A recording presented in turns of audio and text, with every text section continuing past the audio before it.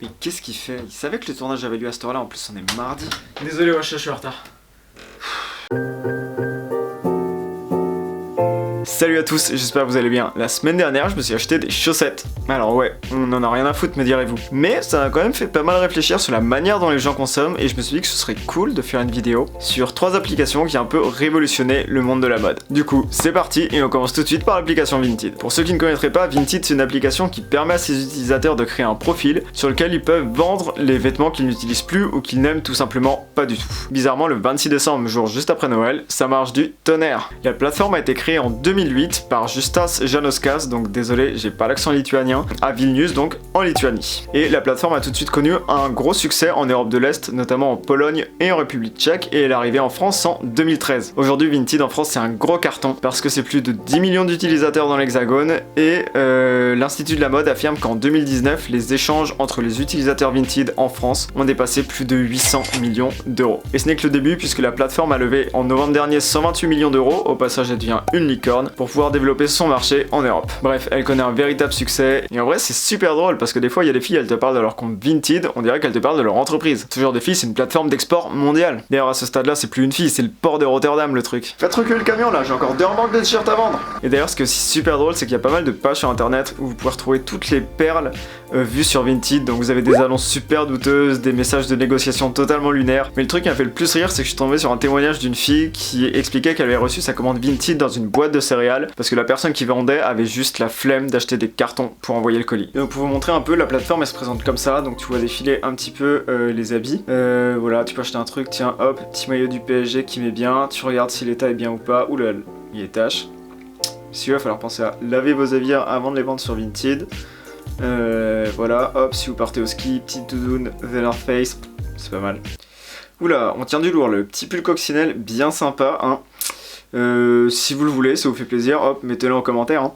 Je vous l'offre, voilà. La deuxième application dont je vais vous parler, c'est StockX. L'application s'est créée en 2016 et elle est là surtout pour répondre aux besoins des sneaker addicts. Donc c'est un peu ces fans de basket qui sont prêts à dépenser plusieurs centaines voire milliers d'euros pour acquérir certaines paires. Et ces dernières années, on a vu se multiplier les collaborations entre grandes marques, par exemple Nike qui fait des collaborations avec Off-White, Adidas qui va faire des collaborations avec Travis Scott, enfin voilà. Ou alors également les séries de basket en édition ultra limitée et ça donne parfois des modèles qui peuvent atteindre des sommes astronomiques. Mais du coup, comme c'est un business lucratif, les réseaux de contrefaçon ont mis le nez dedans et proposent des tas de répliques qui pullulent sur internet. Or, c'est parfois super difficile de différencier la fausse basket de la vraie. C'est pourquoi en 2016, StockX voit le jour. Elle est fondée par 3 Américains, dont Dan Gilbert, un multimilliardaire qui détient notamment la franchise de NBA des Cavaliers de Cleveland. La proposition de valeur de StockX, c'est donc de ne présenter que des modèles vrais et certifiés sur sa plateforme. Alors le process de vente, il est un peu particulier puisque ce sont directement soit les particuliers, soit les magasins qui vendent sur StockX. La condition, c'est que la basket soit neuve, nickel chrome, jamais portée. Et donc en fait, lorsque la basket est vendue, elle ne va pas directement au client. Le vendeur doit d'abord l'envoyer aux locaux de StockX. Là-bas, elle est soumise en fait à des tests pour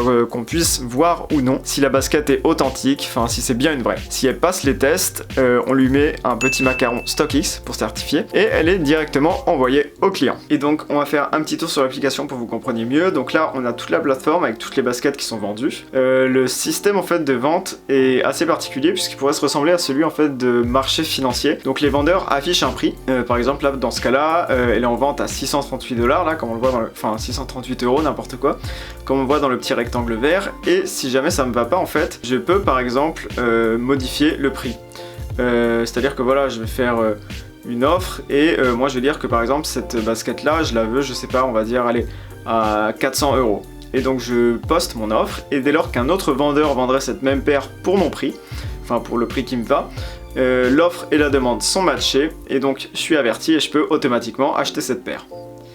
Donc voilà, c'est une manière assez rigolote de vendre, ça fait un peu trader. Et là d'ailleurs on voit bien hein, que sur le dessus en fait, à la manière d'un site de marché financier style Boursorama ou 500 plus ou ce genre de choses, on a en fait, au lieu d'avoir le CAC 40, le Nasdaq et tout ça, les cours des marchés qui fluctuent en fait sont les cours des paires de baskets. Donc là par exemple si je clique, c'est un modèle de Nike, voilà, donc c'est assez drôle. Et des fois t'as certains modèles, c'est de la folie, genre là par exemple ce modèle de Nike en collaboration, enfin les modèles Yeezy, la dernière vente s'est fait à plus de 20 000 €, enfin c'est ouf. Moi à ce prix là, je mets un sac plastique autour des chaussures, tu les vois pas, mais au moins elles sont protégées, tu sais, enfin elles sont propres, y a rien qui tombe dessus. Enfin je marche pas dans le métro avec, tu vois, t'es malade, enfin genre je les mets chez moi et sortent pas. 21 000 €. Tu sais, si tu les as pas, tu vends un rein, un petit bout de foie et à la rigueur 2 litres de sang, peut-être sur un malentendu ça peut passer. Et c'est trop drôle parce qu'exactement comme pour Vinted, il y a des personnes, tu les entends parler de leurs achats sur StockX et les mecs, ils se pensent traders. Mais les mecs, c'est des grands malades, dans leur tête, c'est le loup de Wall Street. Ils achètent leur dernière paire d'Adidas et ça donne ça. Et la dernière application dont on va parler, c'est 21 Buttons ou 21 boutons pour les moins anglophones d'entre nous. Ce réseau social, il a été créé en 2015 par 2 Espagnols à Barcelone et il est arrivé en France courant 2018. Le fonctionnement est assez simple, il faut le voir comme une sorte d'Instagram où les internautes en fait se créent un compte, peuvent poster leur look et peuvent en fait devenir influenceurs pour le compte de grandes marques. Donc l'idée là, c'est que chacun peut poster des photos de son style et il peut mettre des petits boutons et du coup on peut voir où est-ce qu'il a trouvé par exemple ses habits, on peut également du coup voir les prix. Et par exemple en fait il y a directement les liens pour acheter dessus. Donc en fait ça repose sur un petit exemple d'affiliation. Et en fait si moi par exemple j'achète ce pull via le lien de cette personne, mais en fait la marque, donc ici ASOS, va rémunérer la personne parce que grâce à elle en fait elle a fait une vente. Donc voilà, c'est le but, le commun des mortels peut devenir influenceur et générer un petit peu de revenus, hein. Après, plus vous êtes suivi, forcément, plus vous avez de revenus.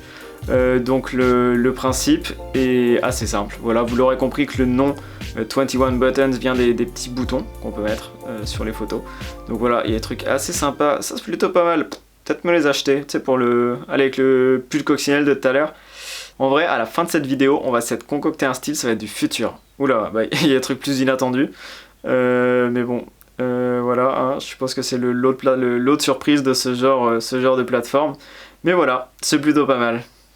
Donc voilà, le principe de la plateforme je trouve assez cool, le concept il a bien décollé ces dernières années. D'ailleurs si jamais au passage après cette vidéo vous décidez de vous lancer sur ce réseau et que ça marche bien pour vous, n'hésitez pas à faire croquer, hein. N'oubliez pas d'où vous venez. Voilà, c'est tout pour aujourd'hui. Comme d'habitude, si vous aimez, gros pouce bleu, abonnement, également commentaire pour me dire si vous aimez ou pas, que je sache un petit peu comment orienter mes prochaines vidéos. Et on se retrouve mardi prochain pour une nouvelle vidéo.